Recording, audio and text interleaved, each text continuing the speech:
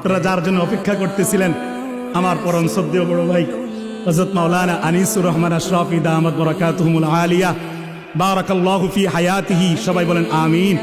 আল্লাহ তাআলা ভাইয়ের হায়াতের মধ্যে বরকত দান করুক। সবাই বলেন আমিন। উনি এসে গিয়েছেন, আমি আর আমার কথা এখানেই শেষ করলাম। আমার শেষ কথা একটাই, আমি গুনাহগার। আপনাদেরকে শুধু এটাই বললাম, বড়দের থেকে এটাই শেখার চেষ্টা করতেছি। নিজেও এখনো পুরোপুরি আয়ত্ত করতে পারি নাই। জিন্দেগির মধ্যে নামাজ ঢুকাবো আমরা। বলেন কি বলছি? জিন্দেগির মধ্যে সবাই নামাজ ঢুকাবো। বলেন ইনশাআল্লাহ।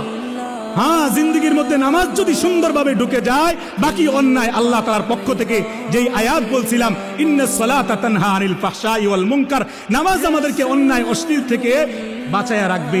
জিন্দেগির মধ্যে নামাজ সাজান, বাকি জিনিস আল্লাহ রহমত করে দয়া করে আল্লাহ এমনিতেই ঠিক করে দিবে।